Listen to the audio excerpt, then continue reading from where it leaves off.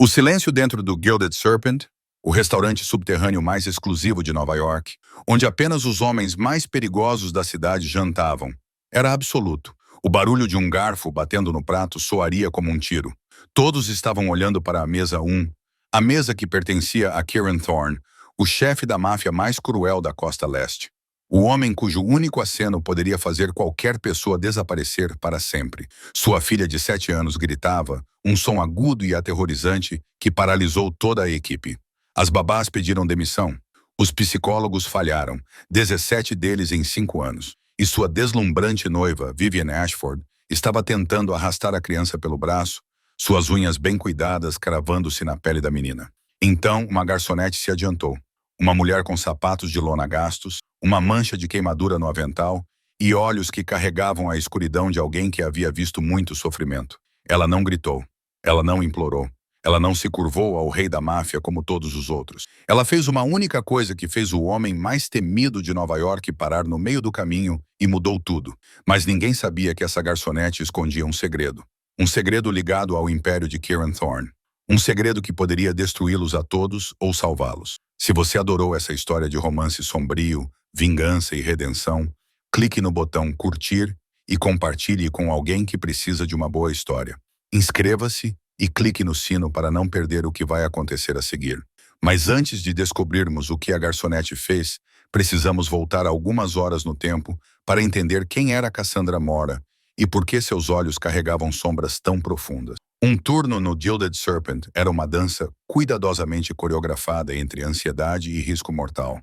Para Cass, era apenas mais uma noite comum de desviar de mãos ásperas, equilibrar pratos escaldantes de peixe caro e fingir não ouvir os comentários desdenhosos da elite da cidade. Ela ajeitou o avental, escondendo as bordas desgastadas.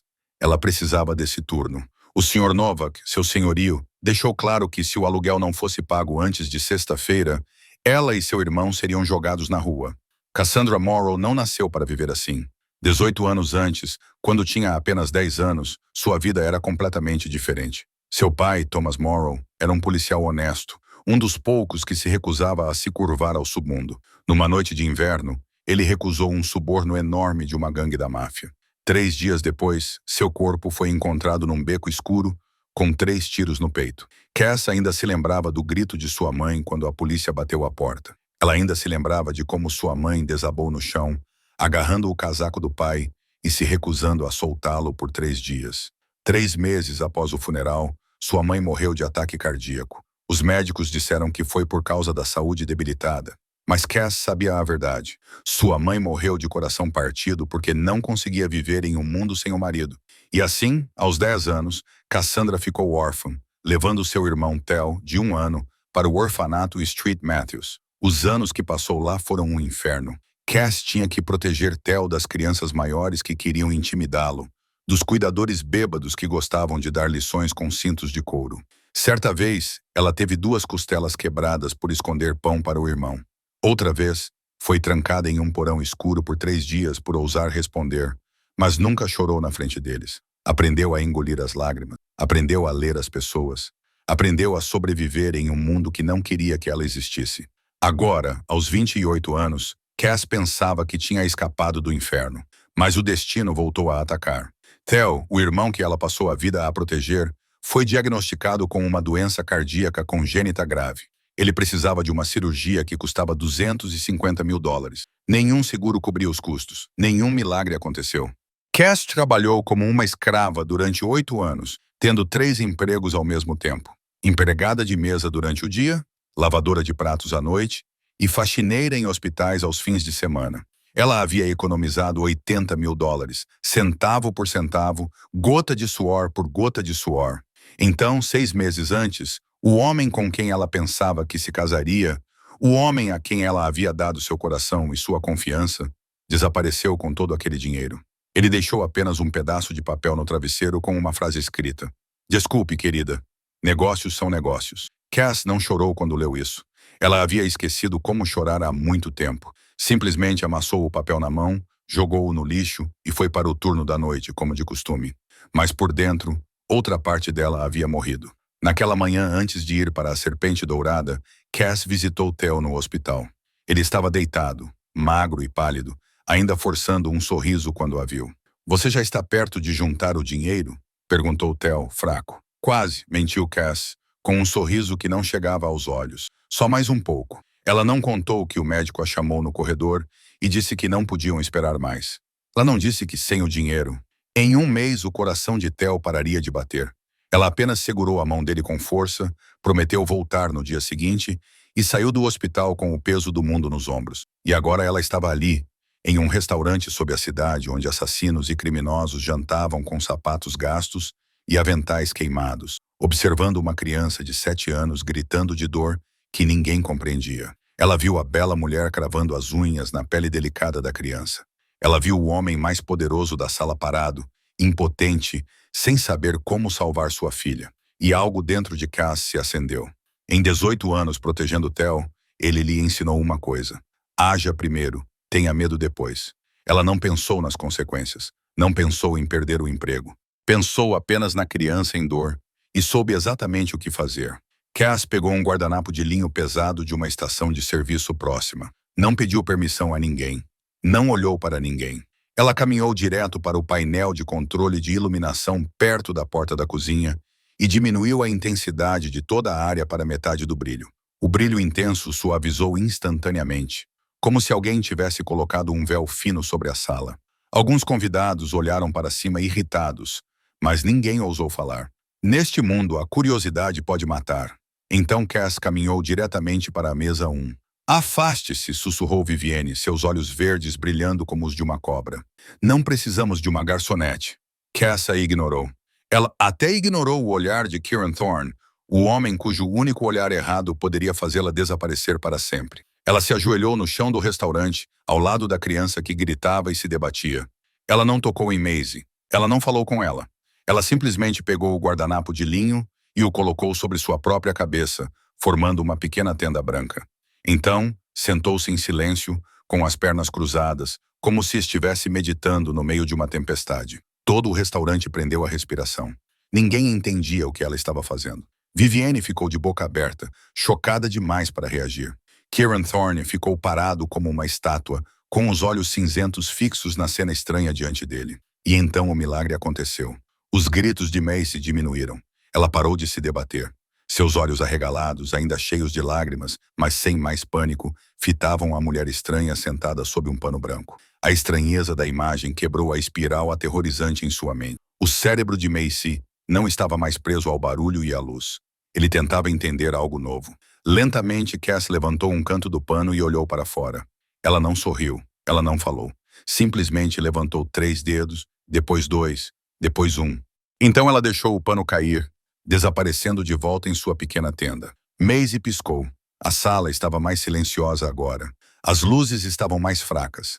A mulher assustadora com as unhas afiadas estava mais distante. E havia uma estranha sentada no chão, segura dentro de uma pequena tenda. Sem ameaças, sem gritos, sem tentar arrastá-la para lugar nenhum, Maisie rastejou para frente. Pouco a pouco, como um gatinho explorando um novo território. Kieran Thorne, o homem que tinha visto sangue derramado, que tinha ouvido implorações, que tinha dado as ordens mais cruéis, agora prendia a respiração enquanto observava a sua filha rastejar em direção a uma empregada de mesa. Maisie parou diante da tenda de pano. A sua pequena mão tremia enquanto levantava um canto. Cass olhou para ela. Os seus olhos se encontraram e, num sussurro que só Maisie podia ouvir, Cass disse: "Às vezes o mundo é muito barulhento, não é? Tudo bem. Todos têm o direito de se esconder." O lábio inferior de Maisie tremia. Ela assentiu. Um pequeno movimento que carregava um mundo inteiro de confiança. "Eu tenho uma base secreta", sussurrou Cass, abrindo mais o pano. "Aqui dentro não há barulho." Maisie rastejou para dentro. Todo o restaurante observava enquanto a filha do chefe da máfia mais temido da costa leste rastejava para debaixo de um guardanapo com uma garçonete desconhecida. 30 segundos. Apenas 30 segundos. 2 pessoas, a filha do rei da máfia e a garçonete mais pobre da cidade, sentaram-se juntas debaixo de um pano de linho branco no chão do restaurante mais luxuoso do submundo de Nova York. Os gritos tinham parado completamente. Havia apenas a respiração suave de Maisie e o bater do coração de Cass. Dentro da tenda, Maisie olhou para Cass com os olhos ainda molhados, mas calmos. Ela não falou. Não precisava. Pela primeira vez em muito tempo, ela se sentia segura. Cass baixou lentamente o pano, revelando Maisie sentada pacificamente ao seu lado, respirando uniformemente, com as mãos não mais trêmulas. Cass se levantou, sacudiu o avental gasto e olhou diretamente nos olhos de Kieran Thorne. Ela não abaixou a cabeça, não tremeu. Ela falou calmamente, mesmo com o coração batendo forte como um tambor de guerra. Ela tem um distúrbio de processamento sensorial. O barulho estrondoso sobrecarregou seu sistema auditivo. Agarrá-la fez com que ela sentisse como se sua pele estivesse queimando. Ela só precisava se recompor. Então ela se virou para Vivian. A bela mulher estava ali com o rosto vermelho de raiva e humilhação. Suas unhas ainda tinham vestígios da pele delicada de Macy. Cass olhou diretamente nos olhos dela e disse friamente: "E nunca agarre uma criança em pânico. Isso ensina a elas que a segurança é algo pelo qual precisam lutar." Sem esperar por uma resposta, Cass se virou e caminhou em direção à cozinha. Suas costas estavam retas, seus passos eram firmes. Ela não olhou para trás. O silêncio se estendeu por mais 5 segundos. Então, de algum lugar do restaurante veio o som de aplausos. Apenas uma pessoa, depois 2. Os breves aplausos foram interrompidos pelo olhar gélido de Vivian. Mas o estrago já estava feito. Diante das figuras mais poderosas do submundo de Nova York, uma garçonete com sapatos rasgados fez o que dezenas de especialistas altamente treinados não conseguiram. E o equilíbrio de poder na mesa mudou para sempre. Kieran Thorne não conseguia tirar os olhos da filha. Normalmente, depois de um colapso como aquele, Maisie ficaria catatônica por dias. Ela se recusaria a comer, se recusaria a falar, se recusaria a deixar alguém tocá-la. Os médicos chamavam isso de fase de recuperação. Kieran chamava isso de inferno. Ver sua filha como um cadáver respirante sem poder fazer nada. Mas naquela noite, Maisie estava comendo macarrão. Ela enrolava cuidadosamente cada fio com o garfo, levava à boca e mastigava lentamente. Ela até apontou para uma pintura na parede e sussurrou algo para a boneca de pano surrada que sempre carregava. Era um milagre. Não havia outra palavra para descrever isso. Em 5 anos, 17 babás, 9 psicólogos e inúmeros especialistas com diplomas mais longos que seu braço, nenhum deles havia conseguido isso. E uma garçonete com sapatos rasgados conseguiu em 30 segundos com um guardanapo. Kieran olhou para Vivienne.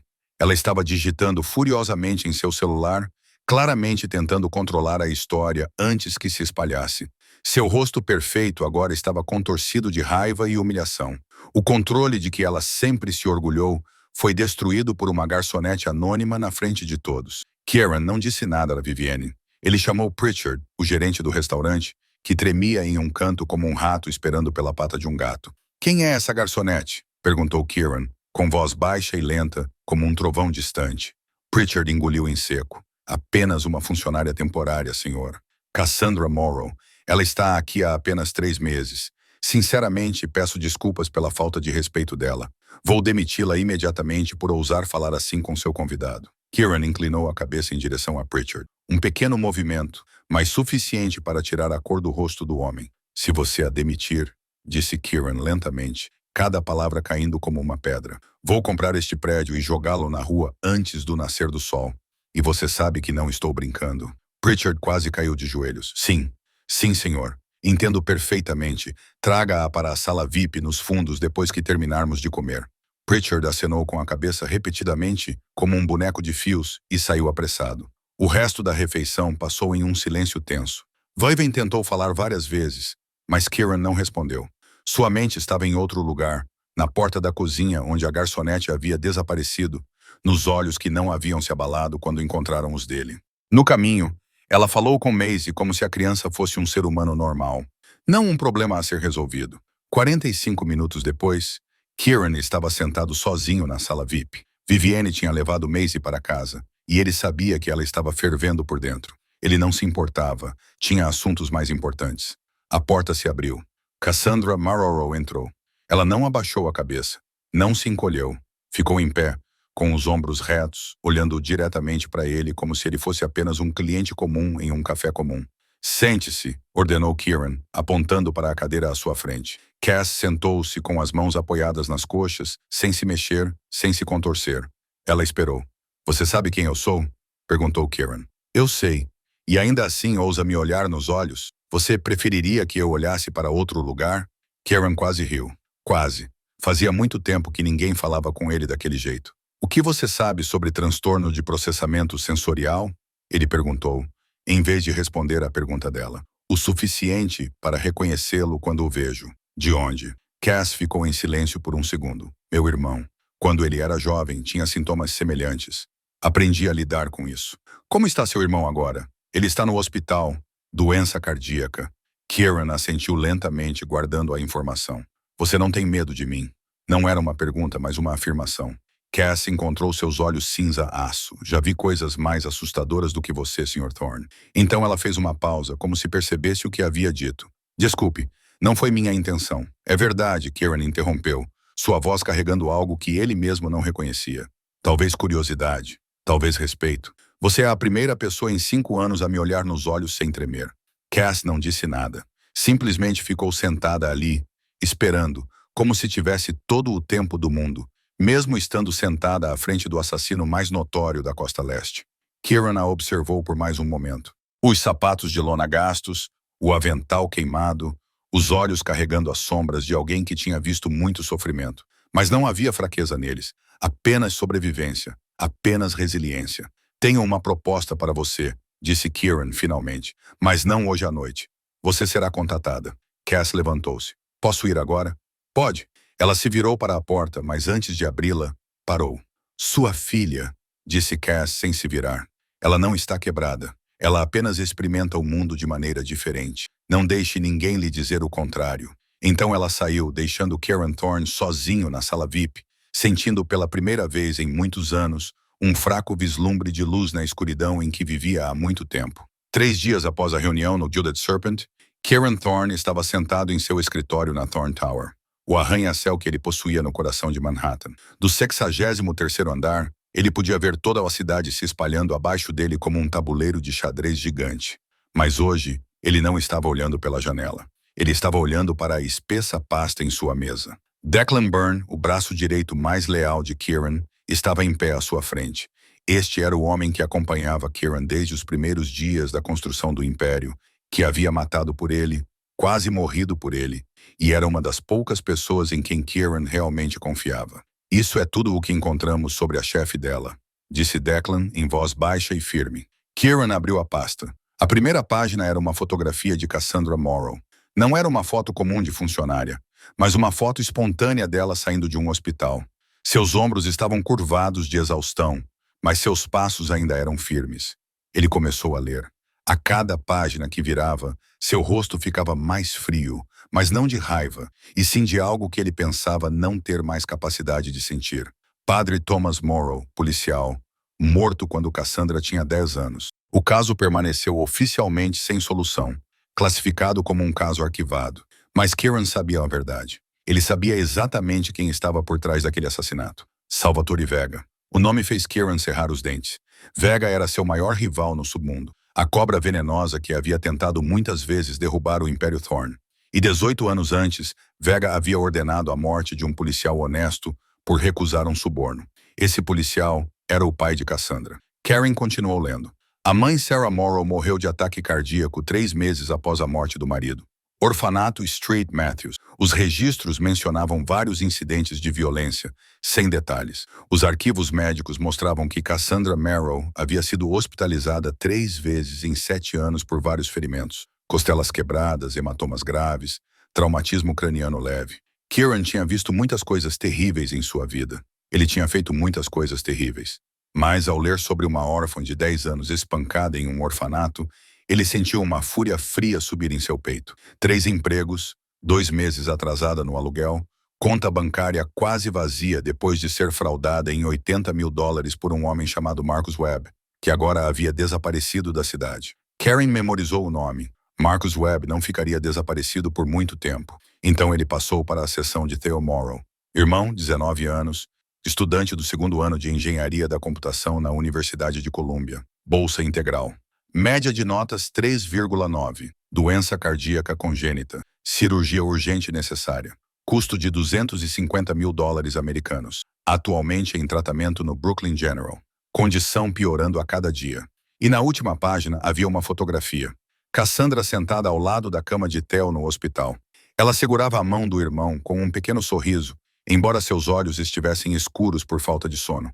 O irmão estava magro e pálido. No entanto, olhando para ela com confiança absoluta, Kieran ficou olhando para a foto por um longo tempo. Ele pensou em Maisie, na maneira como sua filha olhou para a estranha garçonete com o mesmo olhar confiante, no milagre que aconteceu em 30 curtos segundos. Ela está limpa, chefe, disse Declan, sem vínculos com nenhuma organização, sem antecedentes criminais, sem motivos ocultos, apenas uma garota que viveu uma vida muito difícil e ainda está tentando se manter de pé.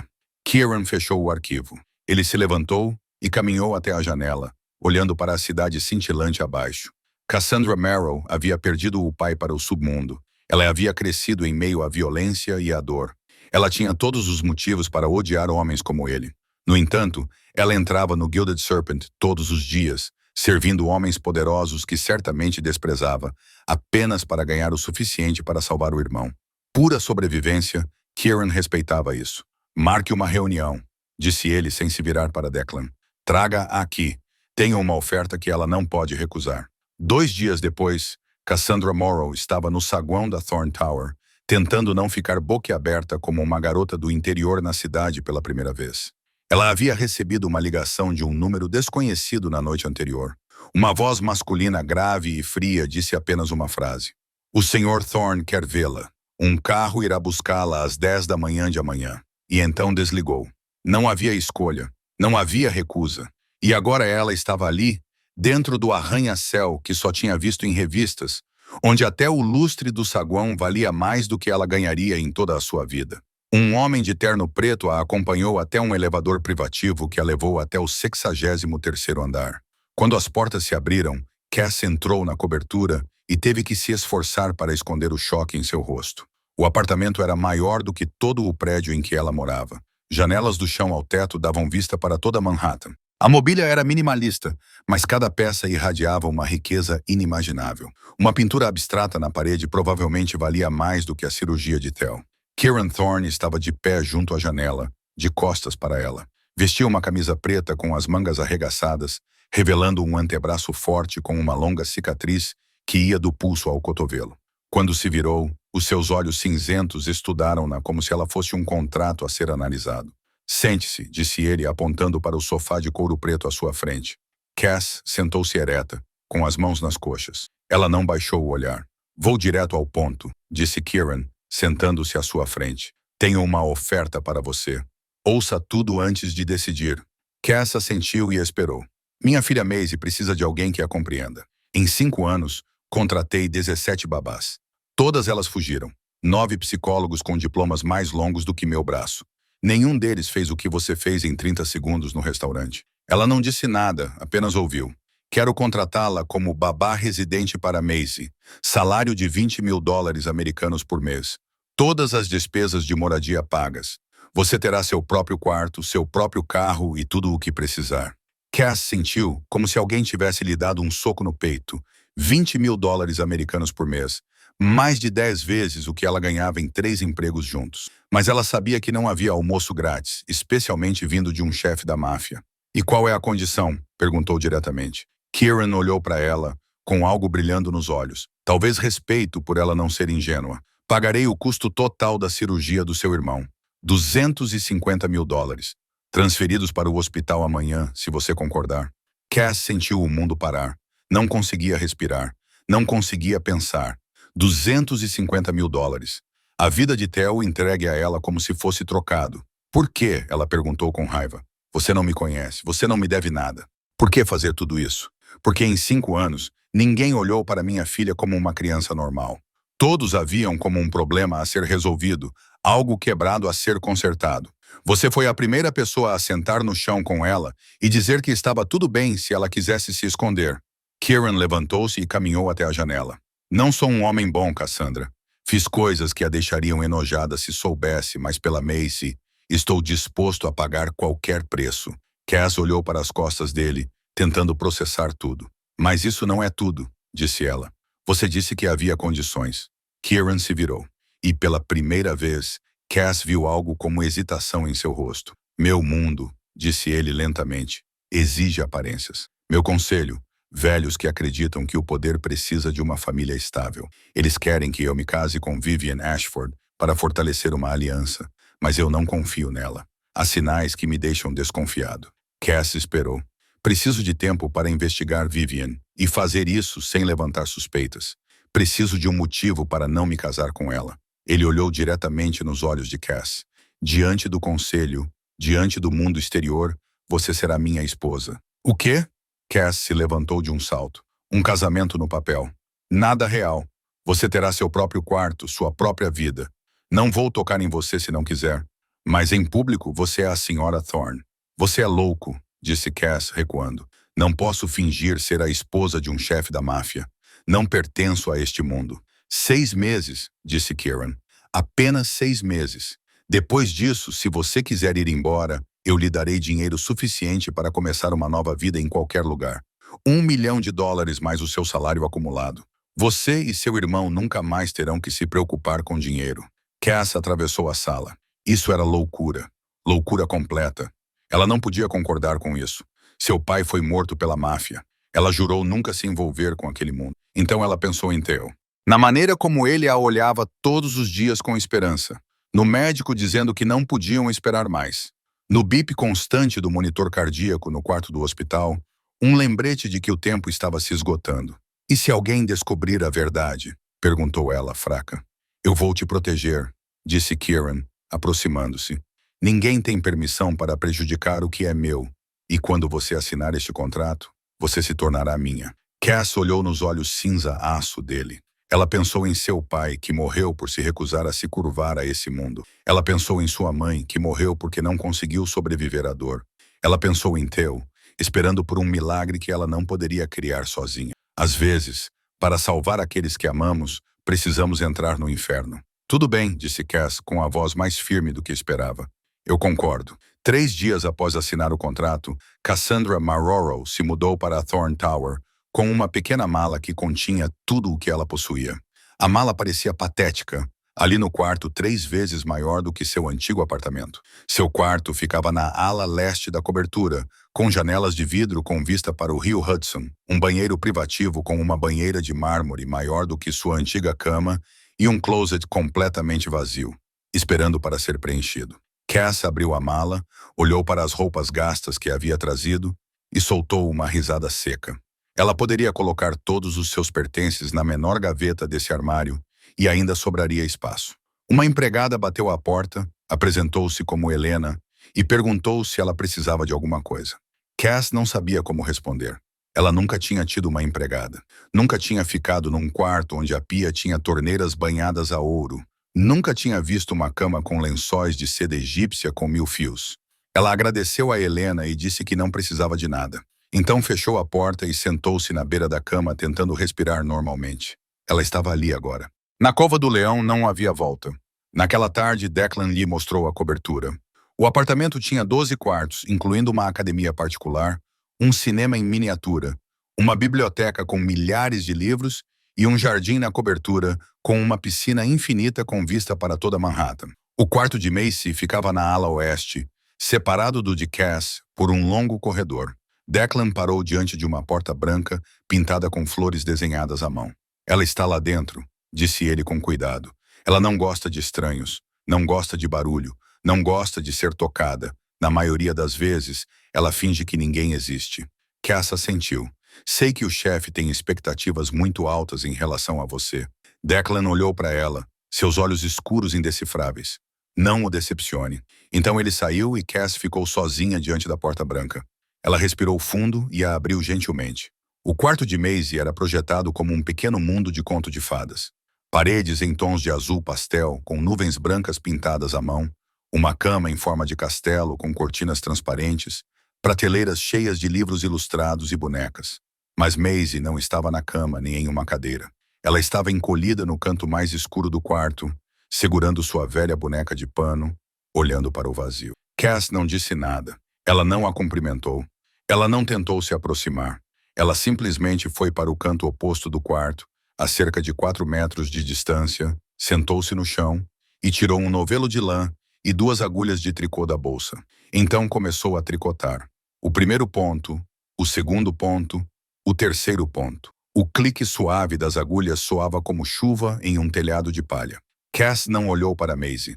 Ela não esperava uma reação. Ela apenas ficou sentada tricotando, como se fosse a coisa mais normal do mundo. 18 anos cuidando de Theo lhe ensinaram algo importante. Crianças feridas não precisam de alguém que entre em suas vidas com promessas e abraços calorosos. Elas foram traídas muitas vezes para confiar nisso. Elas precisam de alguém paciente o suficiente para esperar, sábio o suficiente para não forçar, firme o suficiente para provar que não vai desaparecer. Então, Cass não falou com Maisie no primeiro dia. Ela apenas ficou sentada, tricotando no canto, das 3 da tarde até as 6 da noite, até que um criado veio chamar Maisie para jantar. A menina levantou-se, ainda sem olhar para Cass, e saiu como se ela não existisse. Cass não desanimou. Ela sabia que essa seria uma longa batalha e que havia sobrevivido ao inferno. Ela poderia esperar. No segundo dia, Cass voltou, sentou-se no mesmo canto e continuou tricotando de onde havia parado. Maisie ainda não olhou para ela. O terceiro dia foi igual. No quarto dia, Cass percebeu que Maisie havia se aproximado um pouco, apenas cerca de meio metro, mas o suficiente para ela saber que a estratégia estava funcionando. No quinto dia, Cass deixou cair deliberadamente o novelo de lã. Ele rolou lentamente pelo chão e parou bem aos pés de Maisie. A menina olhou para o novelo, depois para Cass e novamente para o novelo. 1 minuto se passou, 2 minutos. Então Maisie se abaixou, pegou o novelo e o levou até Cass. Obrigada, disse Cass suavemente, ainda sem olhar diretamente nos olhos de Maisie. Você gostaria de aprender a tricotar? Maisie não respondeu, mas sentou-se ao lado de Cass. E esse foi o primeiro passo adiante. A segunda semana trouxe mudanças que Cass não ousava esperar. Depois daquele dia, Maisie sentou-se ao lado dela pela primeira vez.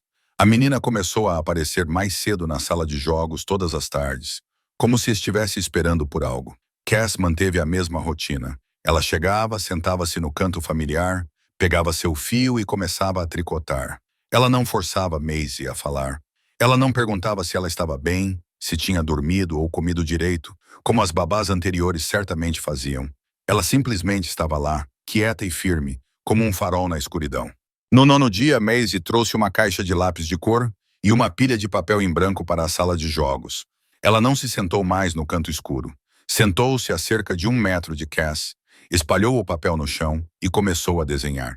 Cass não olhou para o que Maisie estava desenhando. Ela sabia que a atenção direta poderia fazer a menina se retrair como um caracol em sua concha.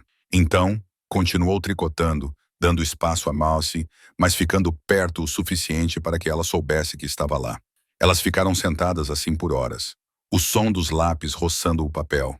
O clique suave das agulhas de tricô. Sem música, sem vozes, apenas a presença silenciosa de 2 pessoas aprendendo a confiar. No 11º dia, quando Cass chegou a uma parte difícil e teve que parar para desfazer um ponto errado, ela ouviu passos leves.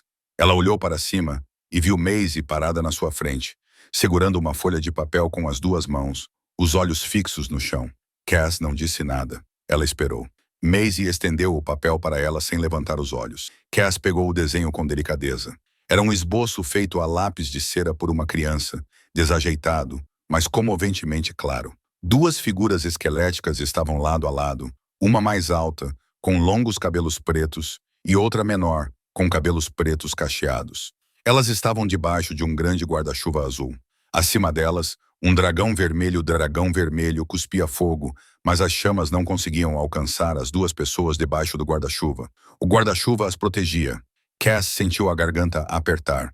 Ela entendeu exatamente o que o desenho significava. O dragão era o mundo exterior. O barulho, a luz forte, as mãos que agarravam, tudo o que assustava Maisie. E o guarda-chuva era a tenda de guardanapos. Segurança, o lugar onde o barulho não podia alcançá-las. Quem é essa? Perguntou Cass gentilmente, apontando para as 2 figuras, embora já soubesse. Maisie ficou em silêncio por um longo tempo. Então, com uma voz tão baixa que Cass teve que se inclinar para ouvir, ela disse, eu, apontando para a figura menor e irmã, movendo o dedo para a mais alta. Cass sentiu como se uma faca tivesse perfurado seu coração da melhor maneira possível. Era a primeira vez que Maisie a chamava pelo nome. Não garçonete, não babá. Irmã. Gosto muito desse desenho, disse Cass suavemente, sua voz tremendo apesar de si mesma. Posso ficar com ele? Maisie assentiu levemente. Depois voltou para o seu lugar e continuou desenhando. Desta vez, ela se sentou mais perto, tão perto que seus ombros quase se tocavam. Cass sabia que havia cruzado uma barreira que ninguém havia rompido em 5 anos. Ela não sabia que alguém estava parado na porta observando. Kieran Thorne havia chegado em casa mais cedo do que o normal, com a intenção de ir para o escritório, mas parou ao passar pela sala de jogos de Macy.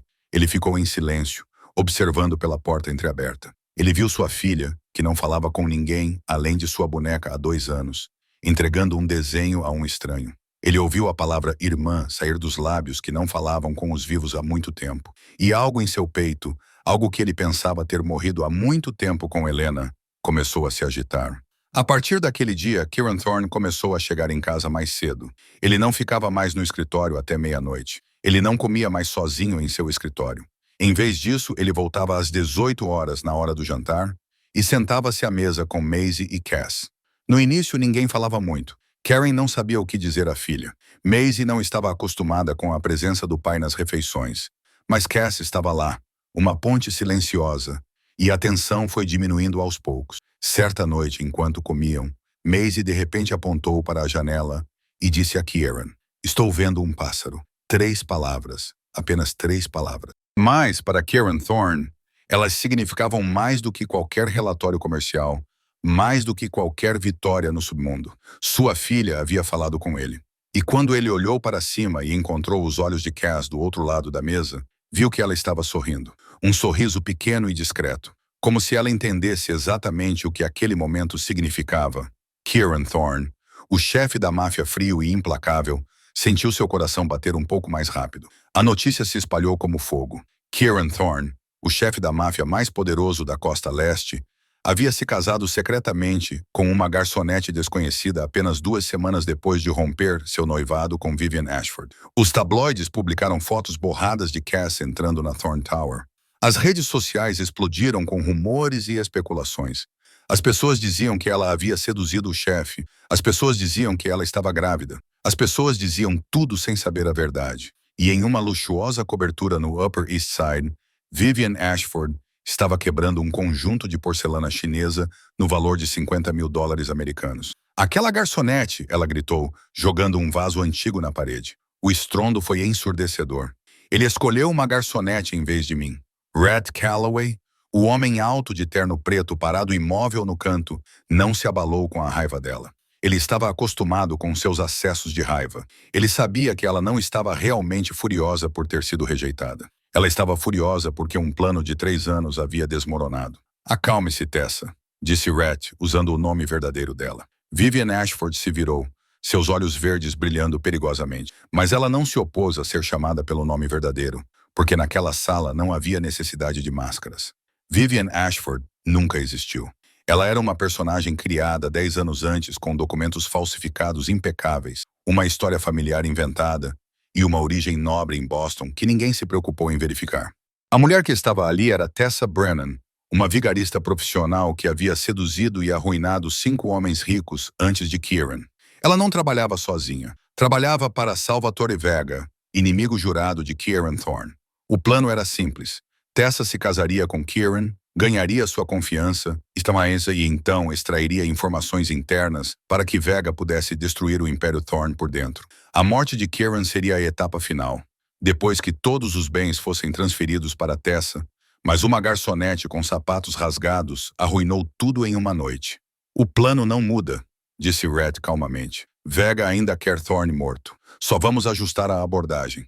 Tessa parou em meio à porcelana quebrada, respirando com dificuldade, mas sua mente começou a funcionar novamente.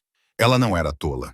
Ela não havia sobrevivido neste mundo deixando a emoção dominá-la. "Aquela garçonete", disse Tessa friamente. "Descubra tudo sobre ela. Descubra sua fraqueza. Descubra qualquer coisa que possamos usar." Red assentiu. Ele já havia começado a investigar ontem. 2 semanas depois, Cass recebeu um aviso de que deveria comparecer a um baile de gala beneficente como senhora Thorne. Kieran contratou uma estilista para ir à cobertura com dezenas de vestidos caros para ela escolher. Cass ficou diante do espelho, olhando para seu reflexo em um elegante vestido preto que valia mais do que 5 meses de seu antigo salário. Ela não se reconhecia. No baile, Cass se sentiu como um peixe jogado em um tanque de tubarões. Mulheres brilhando com joias a olhavam com desdém, escondido atrás de sorrisos educados. Homens em ternos caros a estudavam com curiosidade e suspeita. Ela era uma intrusa. Ela não pertencia àquele lugar e todos sabiam disso. Kieran ficou ao lado dela a noite toda, com uma mão levemente em suas costas, uma presença silenciosa, mas protetora. Mas às vezes, ele precisava cumprimentar parceiros, deixando Cass sozinha na mesa do champanhe. Foi quando Vivian apareceu. Ela se aproximou por trás, com um vestido vermelho justo, cabelos dourados e um sorriso doce como mel, mas cheio de veneno. Ah, a nova senhora.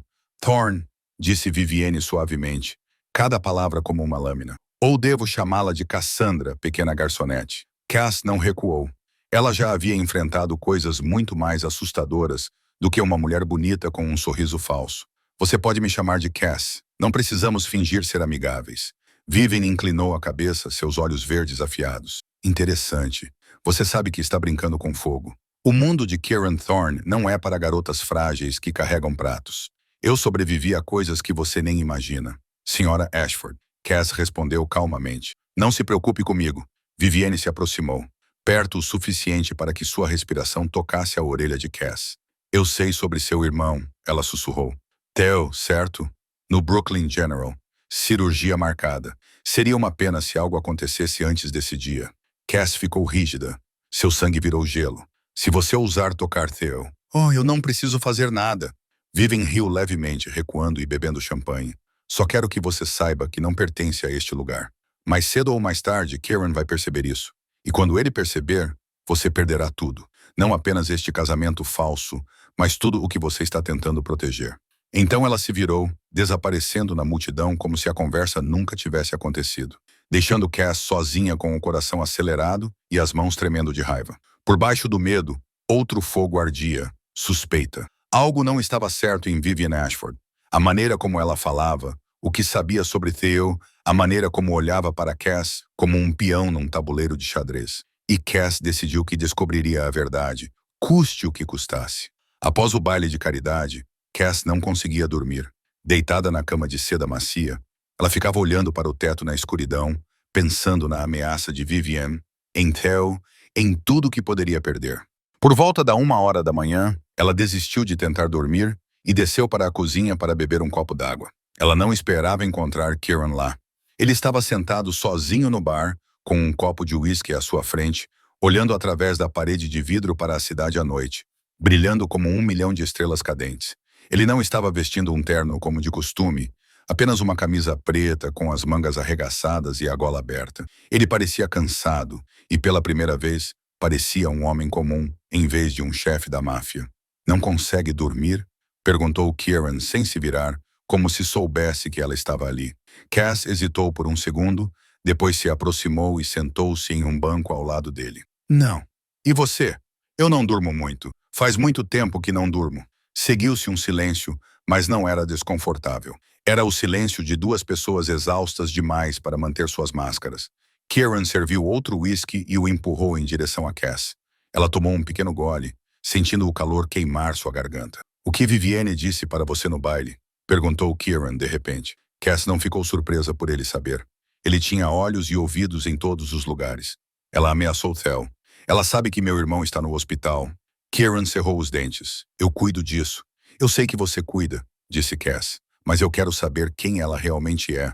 Há algo nela que não está certo. Você não sente isso? Kieran ficou em silêncio por um longo momento. Depois assentiu.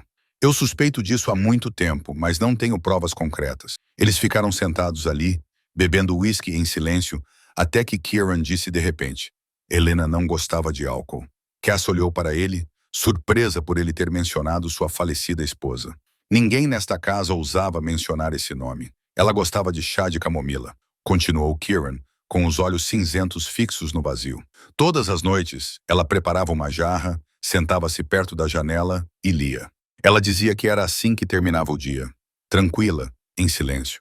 Ele fez uma pausa e engoliu em seco. Ela morreu ao dar à luz Maisie. Complicações pós-parto. O médico disse que fizeram tudo o que podiam, mas não foi suficiente. Sua voz ficou mais pesada, mais dolorida. Eu estive com ela o tempo todo.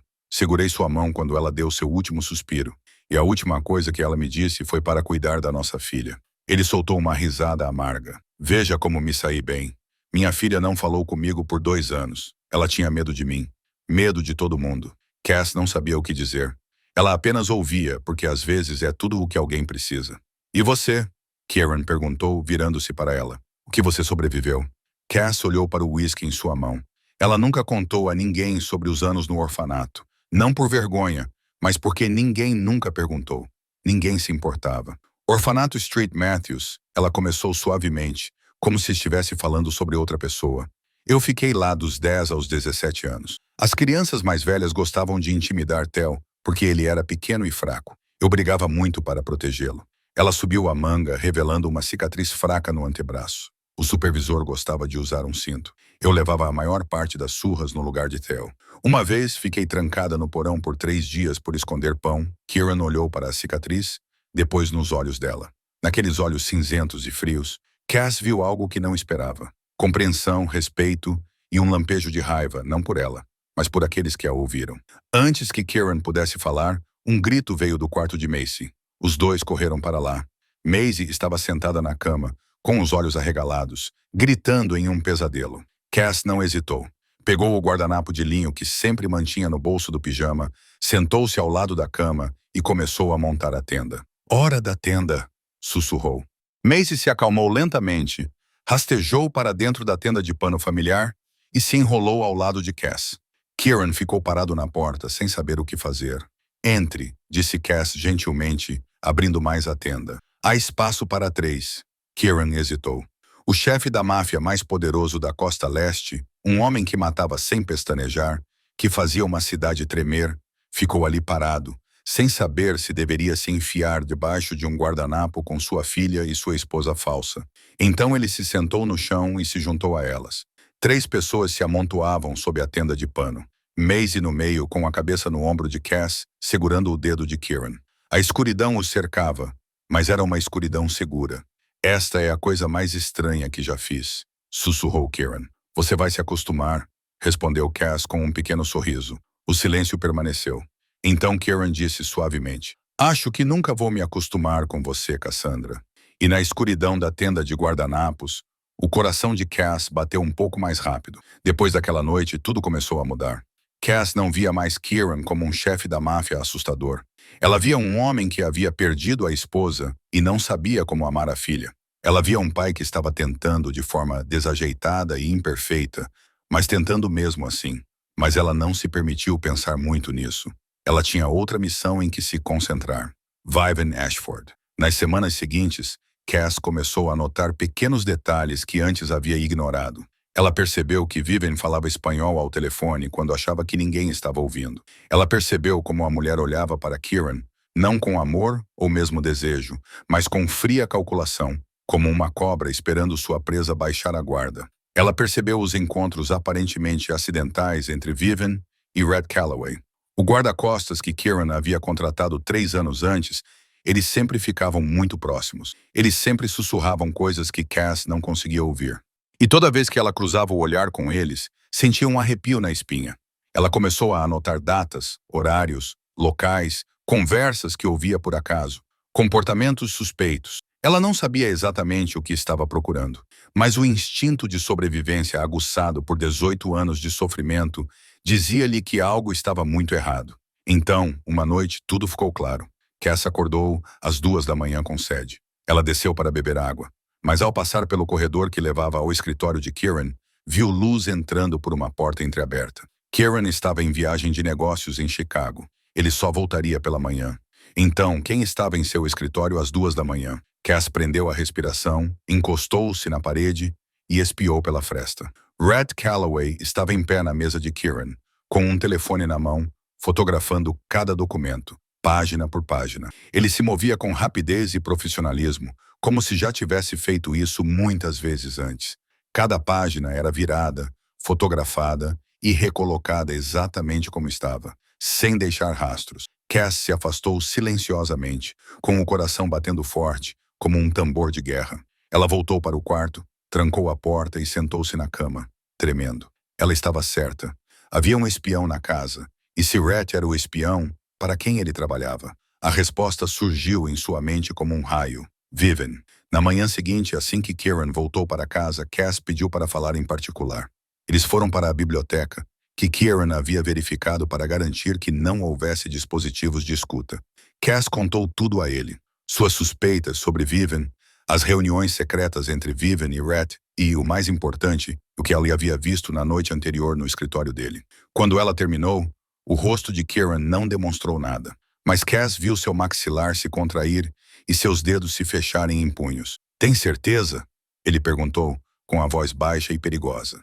Eu vi com meus próprios olhos, respondeu Cass. Ele fotografou pelo menos 20 páginas. Kieran levantou-se e caminhou até a janela, de costas para ela, e o silêncio se prolongou. Cass sabia que ele estava processando, planejando, decidindo quem teria que morrer. Quero matá-lo agora mesmo, disse Kieran friamente. Mas se você fizer isso, não saberemos para quem ele está trabalhando, disse Cass. E não saberemos quem Vivian realmente é. Kieran virou-se para ela com seus olhos cinzentos, surpreso e respeitoso. Você pensa como uma estrategista. Eu sobrevivi ao inferno, respondeu Cass. Você aprende algumas coisas ao longo do caminho. Kieran assentiu lentamente. Então, o que você sugere? Fingir que não sabemos de nada. Deixar Rhett continuar achando que está seguro. Enquanto isso, peça a Declan para investigar Vivian minuciosamente. Descubra de onde ela veio, o que ela fazia antes de entrar na sua vida e para quem ela trabalha. Kieran a estudou por um longo momento. Então, um canto de sua boca se levantou, quase um sorriso. Sabe, Cassandra, quando eu a contratei, não esperava que você se tornasse uma consultora estratégica. A vida é cheia de surpresas, disse Cass. E assim, eles se tornaram aliados em uma guerra onde o inimigo ainda estava escondido nas sombras, esperando o momento perfeito para atacar. 2 semanas após a conversa na biblioteca, Declan trouxe notícias que Kieran já suspeitava, mas que ainda assim o deixaram com os dentes cerrados quando as ouviu. Eles se sentaram no escritório particular de Kieran, com a porta fechada, e Declan colocou um arquivo fino sobre a mesa, suspeitamente fino. Vivian Ashford não existia antes de 10 anos atrás, disse Declan com firmeza. Nenhuma certidão de nascimento, nenhum registro escolar, nenhum histórico médico, nenhum vestígio dela antes de 2015. Todos os seus documentos, desde o diploma universitário até o passaporte, são falsificações de alta qualidade, do tipo que só uma grande organização poderia produzir. Kieran olhou para a pasta. Dentro havia apenas algumas páginas confirmando que a mulher com quem ele quase se casou era um fantasma. Então, quem ela realmente é? Kieran perguntou. Desconhecido, Declan respondeu. Mas eu rastreei os contatos de Rhett. Ele enviou as fotos do seu escritório para um telefone descartável registrado no território de Vega. O nome gelou a sala. Salvatore Vega, o inimigo que Kieran lutava há 10 anos. O homem que matou o pai de Cassandra. E agora parecia que Vega havia plantado uma cobra na casa de Kieran por 3 anos sem que ele soubesse. Continue investigando, ordenou Kieran. Quero o nome verdadeiro dela. Quero saber o que ela fazia antes de aparecer e quero saber exatamente o que Vega está planejando. Declan assentiu e saiu. Nenhum dos dois sabia que o inimigo havia percebido que eles estavam se aproximando. Naquela tarde, Cass levou Macy ao Central Park. Era a primeira vez que a menina concordava em sair desde que Cass se mudara para lá. Um pequeno passo, mas importante. Maisie até segurou a mão de Cass enquanto caminhavam sob as árvores. 2 guarda-costas os seguiam a uma distância segura, perto o suficiente para protegê-los, mas longe o suficiente para não incomodar Maisie. Eles pararam em um banco de pedra perto do lago. Maisie sentou-se e observou os patos nadando. E pela primeira vez, Cass viu seu sorriso. Não era um sorriso grande, apenas uma leve curva nos cantos dos lábios. Mas era real. Gosto do pato azul, disse Maisie baixinho. Eu também, respondeu Cass, com o coração aquecido. Elas ficaram sentadas por mais 10 minutos, saboreando aquele momento raro. Então Cass olhou para o relógio e disse, devemos voltar, Maisie. Papai vai ficar preocupado. Elas se levantaram e caminharam em direção à saída do parque, com os guarda-costas atrás delas. Tudo parecia normal, até que elas entraram na rua para atravessar a pequena via até onde o carro estava estacionado. Cass ouviu o rugido do motor antes de vê-lo. Um carro preto sem placas corria em direção a elas a uma velocidade insana. O instinto de sobrevivência de Cass reagiu antes que sua mente pudesse processar a situação. Ela agarrou Maisie, puxou-a contra o peito e se jogou para o lado. Elas caíram na calçada no momento em que o carro passou a menos de meio metro de distância. A força do vento batendo no cabelo de Cass, freios guinchando, gritos. Os guarda-costas correram com as armas em punho, mas o carro desapareceu no trânsito. Cass deitou na calçada segurando Maisie, tremendo. A menina chorava silenciosamente, lágrimas escorrendo pelo rosto sem gritos, um sinal doloroso de progresso. Maisie havia aprendido a suportar o medo sem desmoronar. Tudo bem, sussurrou Cass, embora ela mesma estivesse apavorada. Estou aqui. Você está segura. Um guarda chamou Kieran. O outro procurou por mais ameaças. No pavimento frio, Cass percebeu a verdade brutal. Não tinha sido um acidente. Era um aviso. Alguém sabia que elas estavam investigando. Alguém queria que elas soubessem que Cass e Maisie poderiam ser atacadas a qualquer momento. Alguém queria que elas ficassem com medo. 20 minutos depois, Kieran invadiu a sala da cobertura como um furacão. Ele viu Cass e Maisie no sofá, enroladas em um cobertor, e seu rosto mudou. Ele se ajoelhou diante delas e examinou Maisie da cabeça aos pés. Depois, Cass, você está ferida? Perguntou ele com voz rouca. Só um joelho ralado, disse Cass. Maisie está bem. Kieran fechou os olhos por um segundo, como se estivesse contendo algo dentro de si. Quando os abriu, Cass viu algo que nunca tinha visto naqueles olhos cinza-aço. Medo, não por ele mesmo, mas por elas. De agora em diante, disse Kieran friamente, você e Maisie não saem da Torre Thorn, a menos que eu esteja com vocês. Isso não é um pedido. É uma ordem. Cass queria discutir, dizer que não era alguém que precisava de proteção. Mas olhando nos olhos dele e vendo como ele segurava sua mão como se tivesse medo que ela desaparecesse, ela apenas assentiu. A guerra havia começado e o inimigo havia atacado primeiro. Os dias após o ataque passaram em um clima tenso.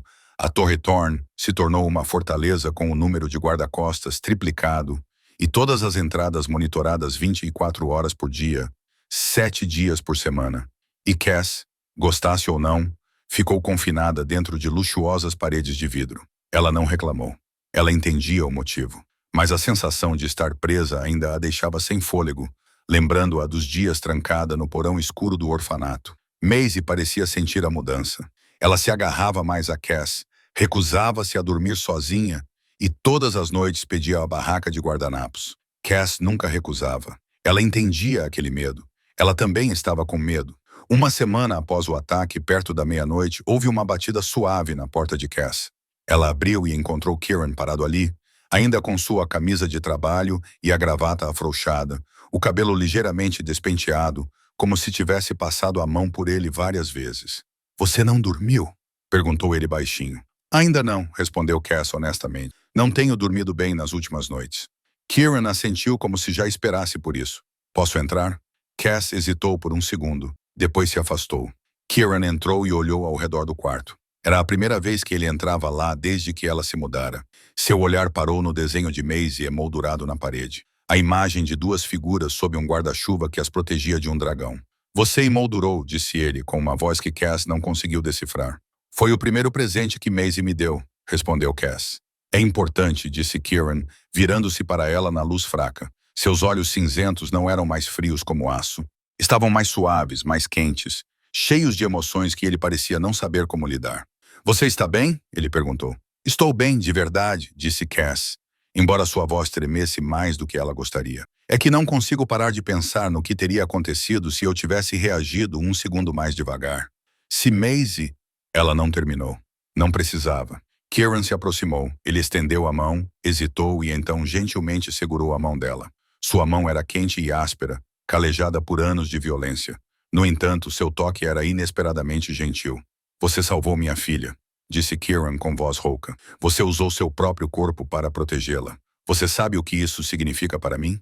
Cass olhou nos olhos dele. Naquele momento, todas as barreiras entre eles pareciam ter caído. A porta do quarto se abriu de repente.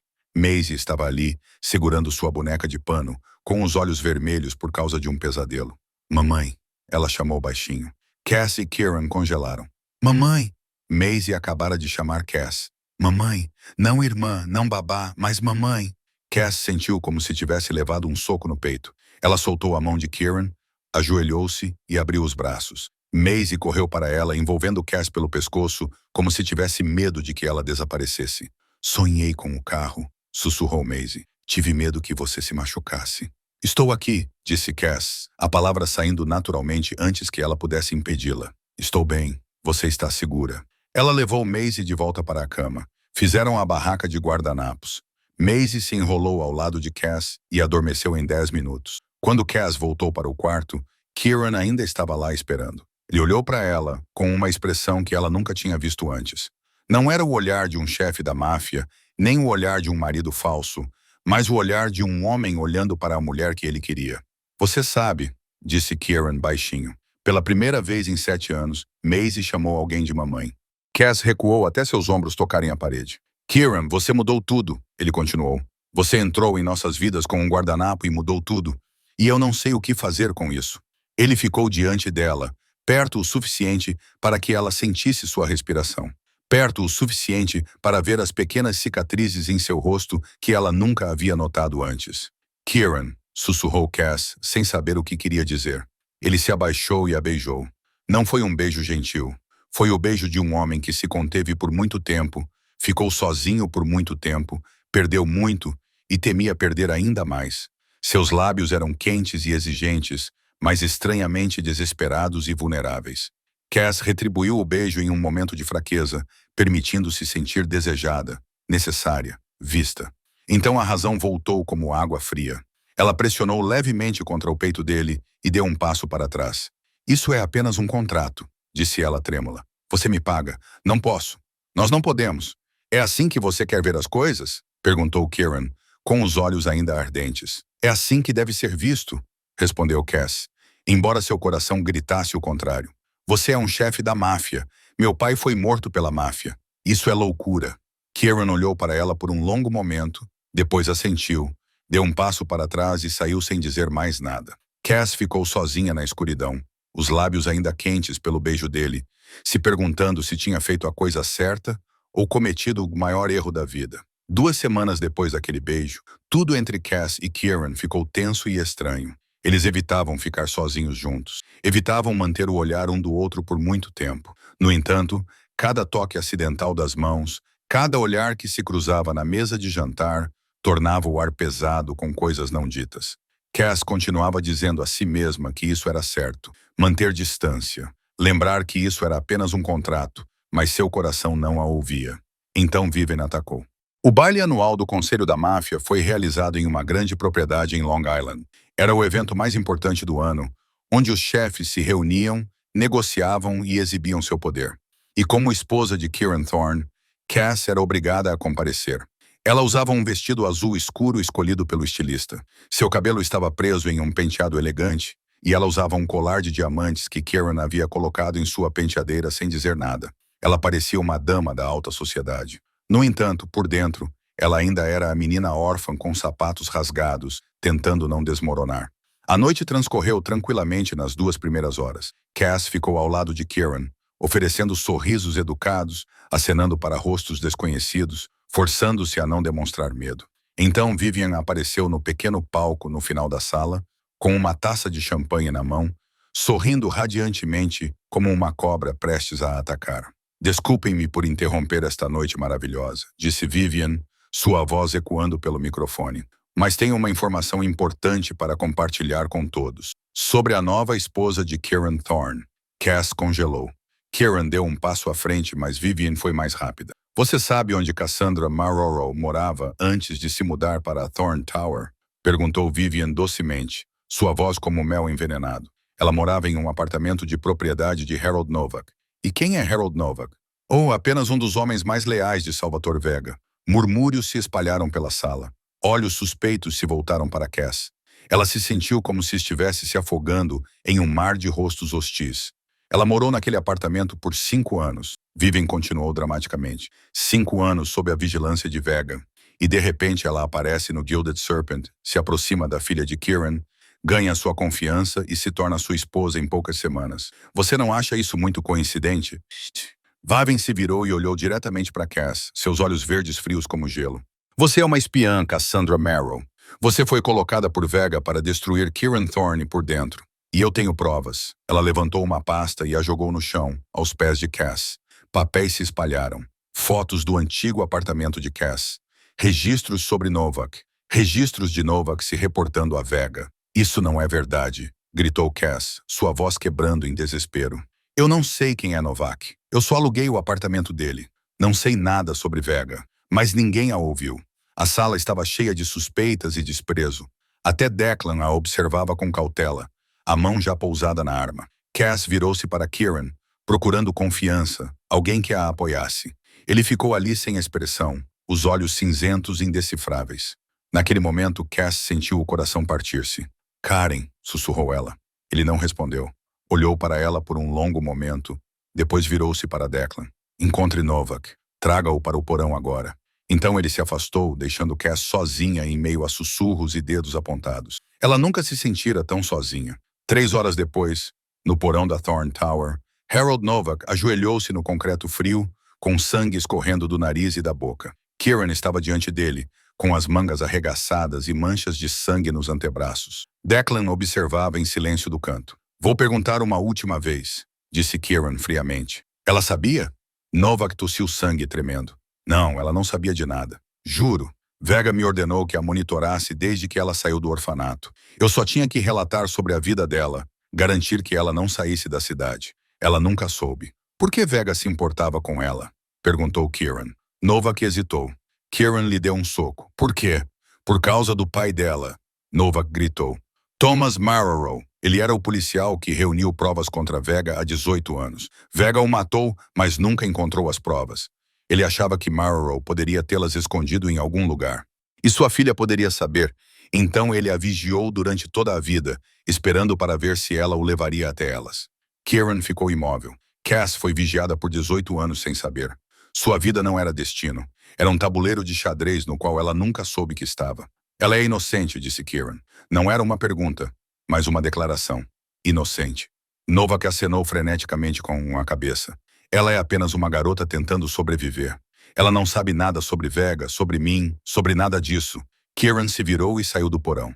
Ele precisava encontrar Cass. Precisava dizer a ela que acreditava nela. Precisava abraçá-la e dizer que tudo ficaria bem. Mas quando chegou ao quarto dela, a porta estava aberta e o quarto estava vazio.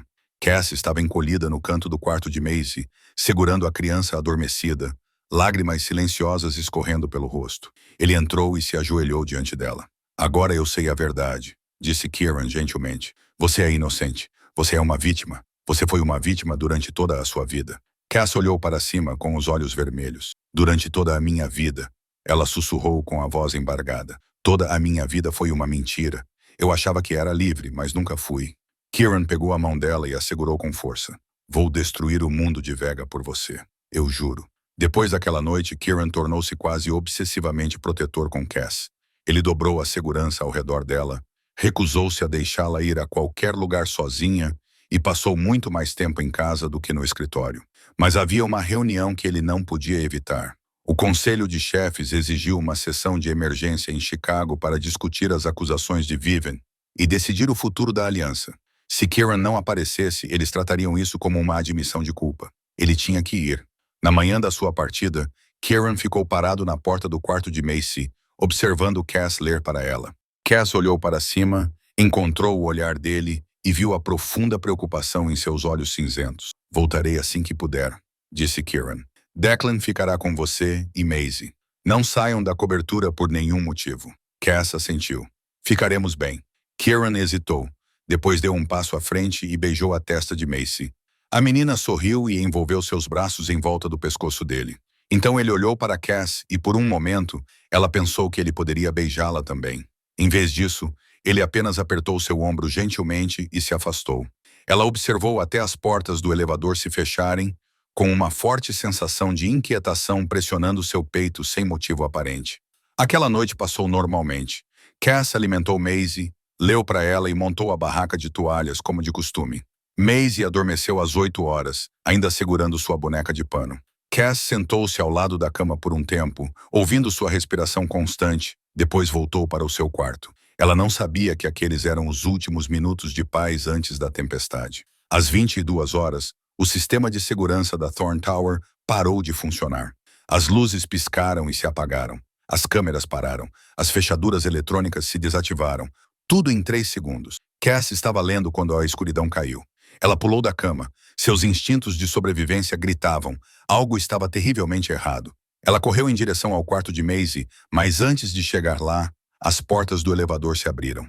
5 homens vestidos de preto, com os rostos cobertos, invadiram a cobertura. Atrás deles caminhava Vivienne, com um vestido vermelho sangue e um sorriso venenoso nos lábios. Boa noite, senhora Thorne, disse Vivienne docemente. Ou devo chamá-la de Cassandra, pequena órfã? Cass recuou, os olhos procurando qualquer coisa para se defender. Como vocês entraram? Vivienne riu. Oh, você pode agradecer a Rhett. Ele é nosso desde o início. Ele desligou todo o sistema e deu aos leais guardas de Kieran uma longa soneca. Apenas Declan era um problema, mas ele está ocupado no porão, trancado com alguns cadáveres. O coração de Cass pareceu parar. Declan. Não. 2 homens se lançaram e a agarraram.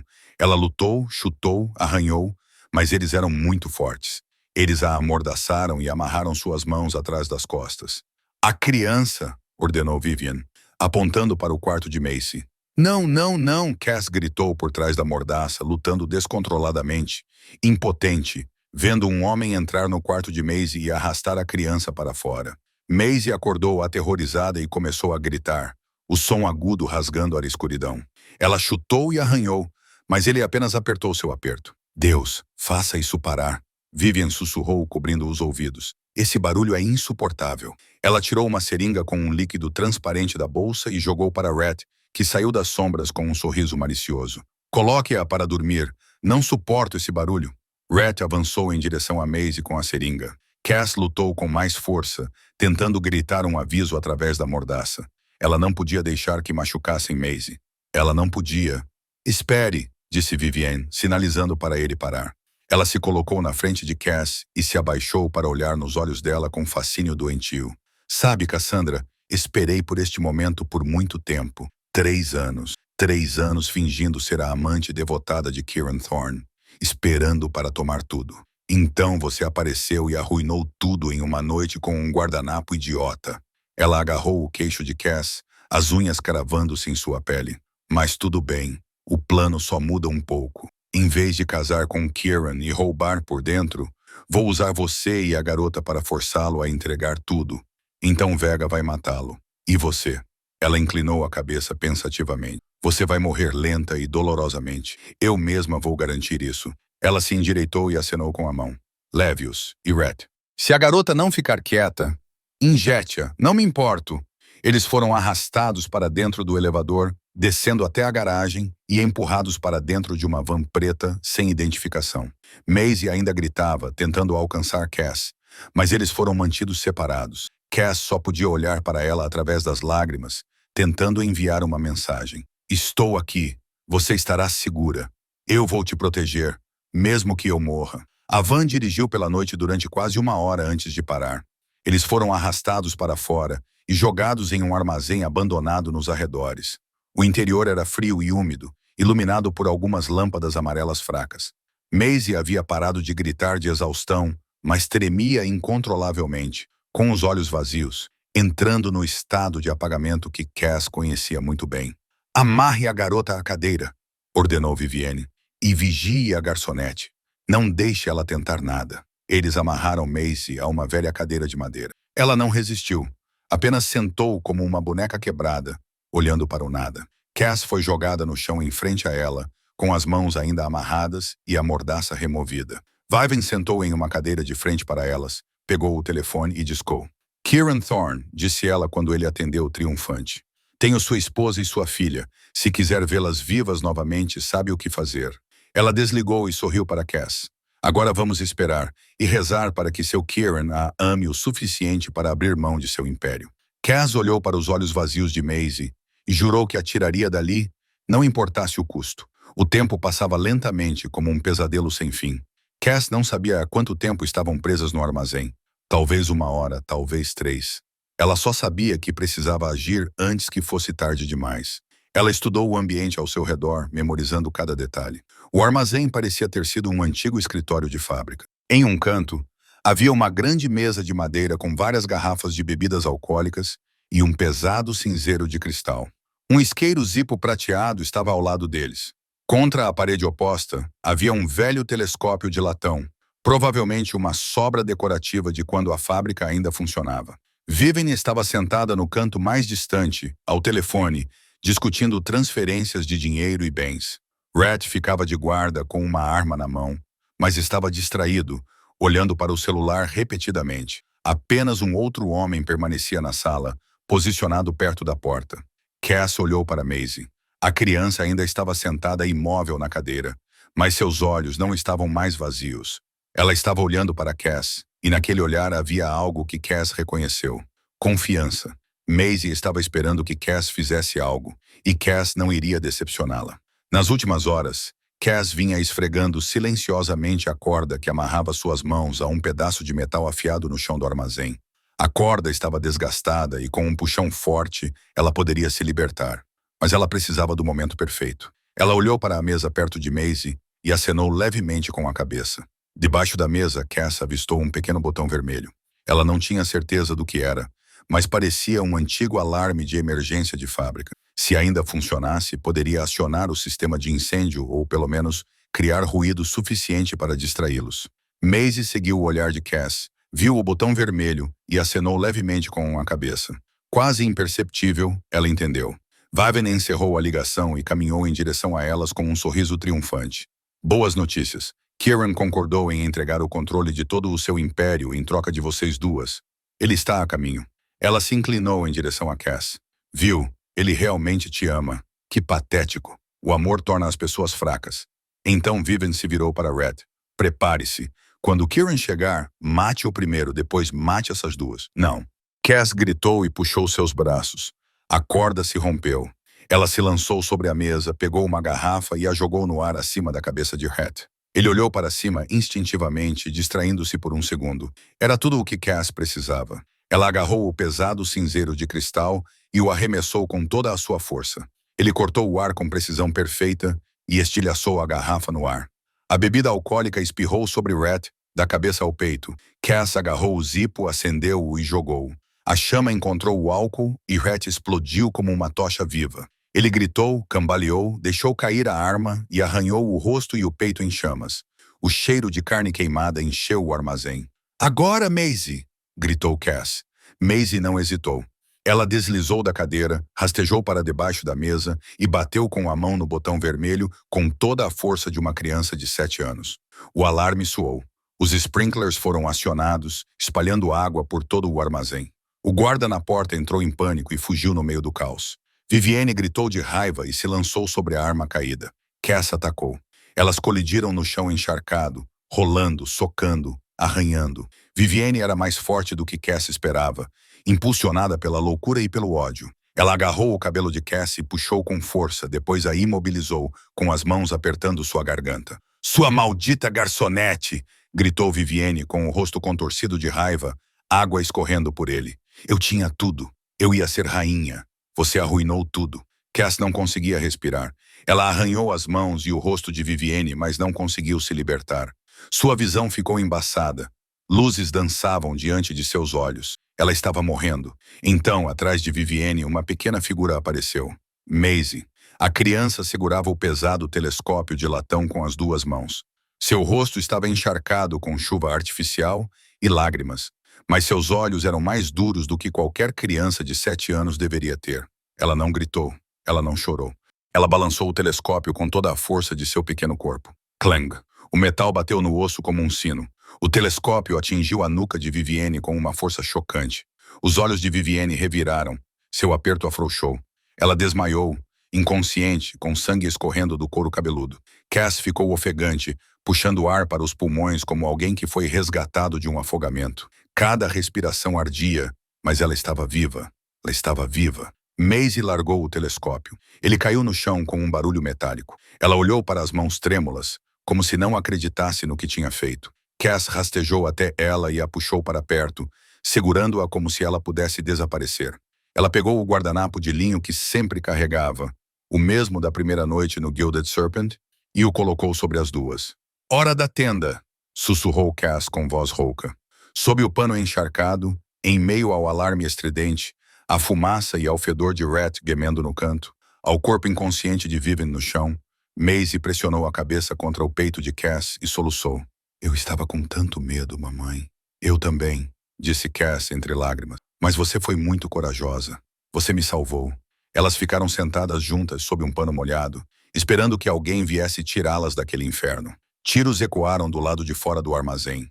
Um tiro, 2, 3, depois silêncio. Cass segurou Maisie com mais força sob o pano molhado, seu coração batendo forte. Ela não sabia o que estava acontecendo. Não sabia se eram os homens de Vega ou os de Kieran. Só sabia que precisava proteger Maisie a todo custo. A porta do armazém se abriu com um estrondo. Cass apertou mais forte, preparando-se para o pior.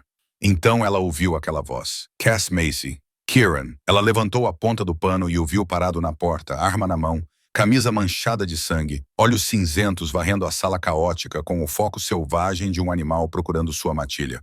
Declan e uma equipe de guardas entraram atrás dele, rapidamente prendendo Rhett, que gemia no chão, e verificando Vivian, que estava inconsciente. Mas Kieran não olhou para eles. Ele olhou apenas para o canto onde um pano molhado cobria duas figuras encolhidas. Ele correu até elas, ajoelhou-se e gentilmente puxou o pano para o lado. Maisie olhou para o pai com os olhos vermelhos e os lábios trêmulos. Pai, ela sussurrou, depois desabou e se jogou em seus braços. Ele a segurou como se ela fosse desaparecer se ele a soltasse. Lágrimas escorriam por seu rosto. Pela primeira vez em muitos anos, o chefe da máfia frio e implacável estava chorando. Então ele se virou para Cass. Ela estava sentada ali, com hematomas na garganta, cabelos encharcados e emaranhados, rosto arranhado e machucado, mas viva, ainda ali. Você está bem? Ele perguntou com voz rouca. Cass tentou responder, mas nenhum som saiu. Ela apenas acenou com a cabeça enquanto as lágrimas escorriam. Kieran a puxou para seus braços junto com Maisie. Os três se agarraram uns aos outros em meio aos escombros, em meio ao alarme estridente, em meio à fumaça, água e sangue. Cass levantou o pano molhado e o colocou sobre os três, fazendo uma pequena tenda no meio do inferno. Hora da barraca! Ela sussurrou com a voz quebrada. Kieran riu entre lágrimas. Você é louca, disse ele. Você sabe disso? Completamente louca. Eu te avisei. Cass respondeu com um sorriso cansado. Eu sobrevivi ao inferno. Posso sobreviver a qualquer coisa. Maisie olhou para cima, o rosto ainda molhado. Eu bati na mulher demônio, disse ela com orgulho. Com o longo tubo, Kieran olhou para Vivian, depois para o telescópio de latão no chão, e em seguida de volta para sua filha, surpreso. Minha filha nocauteou Vivian Ashford com um telescópio, disse ele incrédulo. Você salvou a mamãe, respondeu Maisie simplesmente. Kieran olhou para Cass, seus olhos cinzentos cheios do que ele não precisava dizer. Amor, gratidão e uma promessa silenciosa de que nunca mais deixaria isso acontecer. Finalmente acabou, disse Kieran, abraçando as duas pessoas mais importantes da sua vida. Finalmente acabou. E sob o pano molhado, em meio ao caos e à ruína, Cass se permitiu acreditar nisso. O submundo não tem tribunais públicos, advogados de defesa, julgamentos que se arrastam por meses com procedimentos intermináveis. Eles têm sua própria lei, e essa lei é aplicada em uma sala escura sob o porão de um hotel abandonado no Brooklyn, onde o conselho de chefes se reúne para julgar o destino de Vivian Ashford, ou mais precisamente, Tessa Brennan. Ela foi trazida com as mãos algemadas, o rosto machucado pelo golpe que o telescópio de Maisie lhe infligira. A arrogância e a crueldade haviam desaparecido de seus olhos verdes, substituídas por puro medo, quando ela percebeu que não havia escapatória. As provas foram apresentadas. A identidade falsa, a conexão com Vega, o plano de sequestro, a conspiração para assassinato. Cada acusação foi lida como um prego sendo cravado em seu caixão. Vivian tentou se defender, tentou transferir a culpa, tentou negociar, mas ninguém a ouviu. Neste mundo, a traição é um crime imperdoável. O conselho votou. Todos concordaram. Tessa Brennan foi destituída de todos os seus bens, marcada como traidora e expulsa dos Estados Unidos, com a advertência de que, se algum dia voltasse, a morte seria a única coisa que a esperava. Colocaram-na em um jato particular e a deixaram no Brasil com nada além das roupas que vestia. 10 meses depois, noticiaram que uma mulher chamada Tessa Brennan havia sido presa em São Paulo por fraudar um empresário rico. Ela foi condenada a 25 anos em uma das prisões mais notórias do Brasil. A justiça, mesmo quando tardia, ainda é justiça. Red Calloway não teve tanta sorte. As queimaduras daquela noite foram muito graves e ele morreu no hospital 3 dias após sua prisão. antes que ele pudesse revelar qualquer coisa de valor. Mas Kieran não precisava que ele falasse. Ele já sabia o suficiente. 2 semanas após o julgamento de Vivian, Kieran convocou suas forças mais leais. Não era uma reunião de negócios, era uma declaração de guerra. Salvatore Vega brincou de gato e rato com Kieran por muito tempo. Ele colocou um espião na casa de Kieran. Ele quase matou a esposa e a filha de Kieran. Ele matou o pai de Cassandra 18 anos antes. Era hora de acabar com isso. O ataque aconteceu em uma noite sem lua. Kieran liderou, com Declan ao seu lado, e 50 homens armados os seguiram. Eles invadiram o Forte de Vega em Nova Jersey, uma mansão fortemente protegida que todos acreditavam ser intocável. Eles estavam errados. A batalha durou 45 minutos. Sangue foi derramado. Balas voaram. Homens caíram. Mas quando o amanhecer chegou, Kieran Thorne estava em pé em meio às ruínas. E Salvatore Vega jazia morto a seus pés, com 3 balas no peito, exatamente como ele havia matado Thomas Marrero 18 anos antes.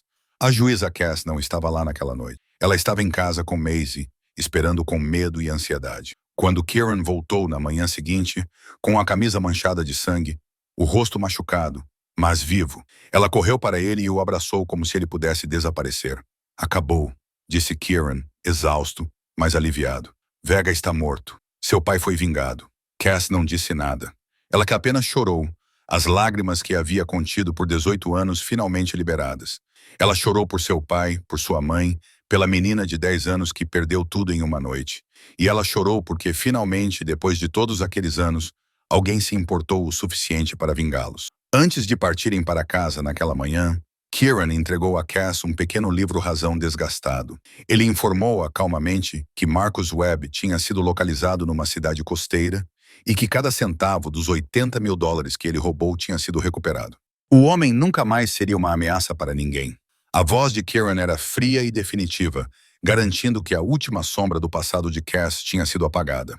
Uma semana após o ataque, Kieran convocou o conselho novamente, mas desta vez não para julgar, e sim para declarar.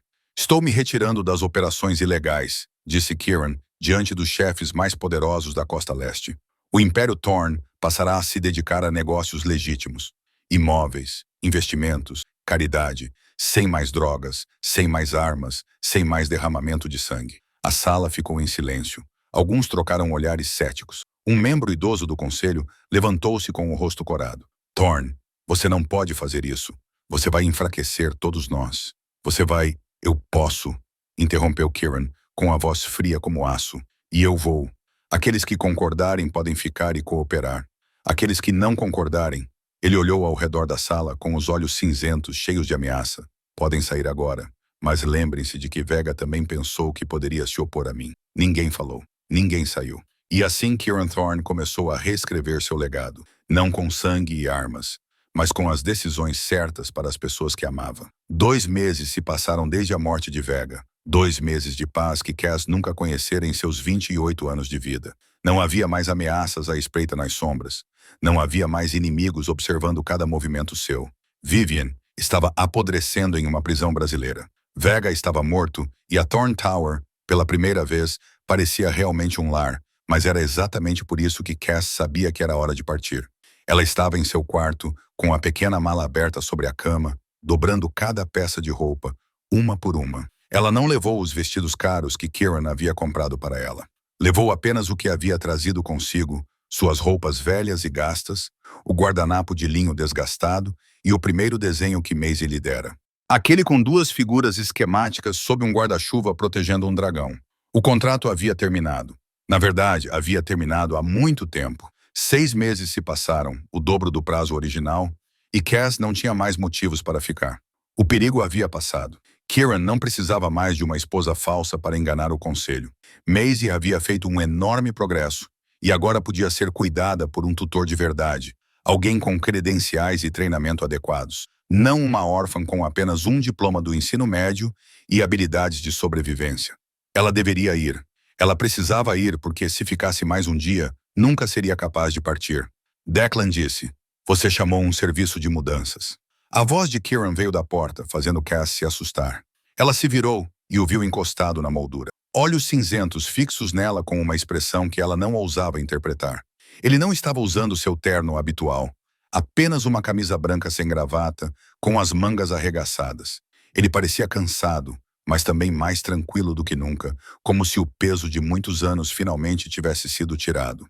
Está na hora, Kieran, disse Cass, tentando manter a voz firme enquanto seu coração batia acelerado. O perigo passou.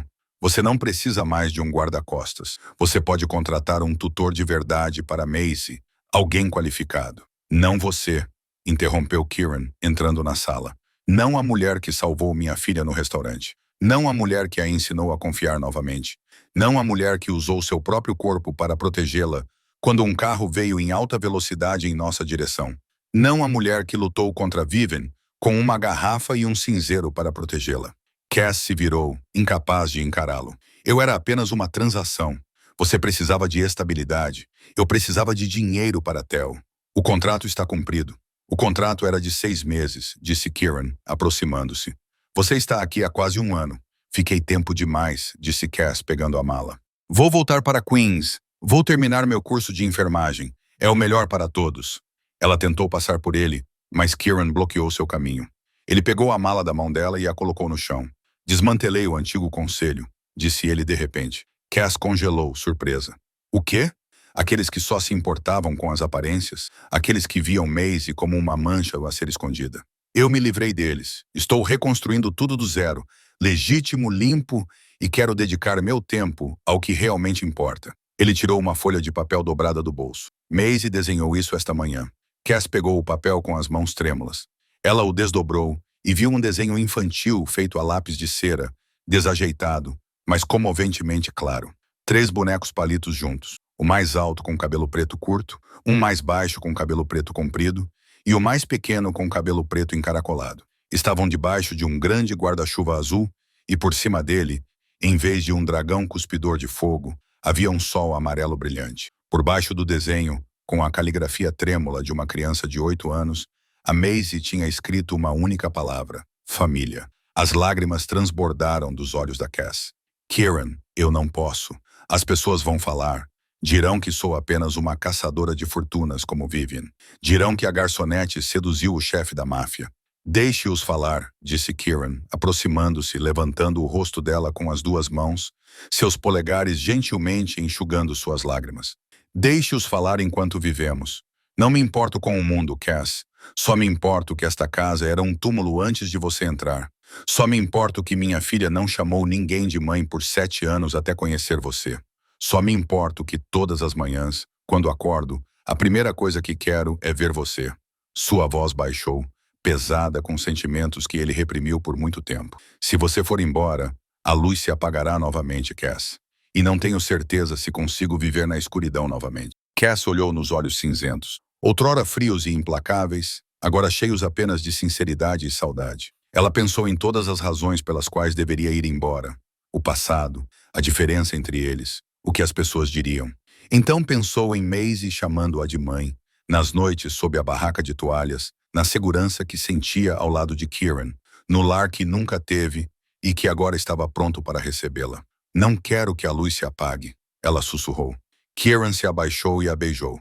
Não foi apressado como antes. Foi lento, profundo, cheio de promessas e compromisso. Foi o beijo de um homem oferecendo todo o seu coração e pedindo que ela o aceitasse. Quando se separaram com as testas se tocando, Kieran sussurrou. Não vá. Fique comigo, com Maisie, com nossa família. Cass olhou para o desenho em suas mãos, 3 bonecos de palito sob um guarda-chuva, e soube sua resposta. Tudo bem, ela suspirou. Eu ficarei. 5 anos depois, a manchete da capa da revista Forbes dizia: um novo legado. Kieran e Cassandra Thorne transformam a defesa do autismo. Abaixo dela, havia uma foto de uma família de 3 pessoas em frente a um centro de terapia recém-inaugurado, com sorrisos radiantes nos rostos e as mãos firmemente entrelaçadas. Mas Cass não estava prestando atenção à revista. Ela estava na varanda de sua casa de férias em Hamptons, contemplando o mar azul, brilhando sob o sol de verão, respirando a brisa fresca e o som suave das ondas. Sua vida o havia mudado completamente nos últimos 5 anos. Ela se casou oficialmente com Kieran em uma pequena cerimônia com apenas familiares e amigos próximos. Ela adotou Maisie 3 anos antes, tornando o vínculo que construíram legal aos olhos da lei. E ela fundou a Morrow Thorne Foundation, uma organização sem fins lucrativos dedicada a apoiar crianças com transtorno de processamento sensorial e outras condições de desenvolvimento. A porta lá atrás dela se abriu. Uma menina de 12 anos saiu com fones de ouvido e um sorriso radiante nos lábios. Maisie havia crescido muito. Ela ainda tinha dias difíceis, momentos em que o mundo ficava muito barulhento e ela precisava se refugiar em sua familiar tenda de toalhas. Mas ela havia aprendido a conviver com seus desafios, a transformar o que antes parecia uma fraqueza em força. Fui aceita no programa STEM. Mamãe, disse Maisie, segurando a carta. Eles disseram que tenho um talento especial para a programação. Cass sorriu e abraçou a filha. Eu sabia que você conseguiria. Você é minha pequena gênia. Papai está chorando na cozinha.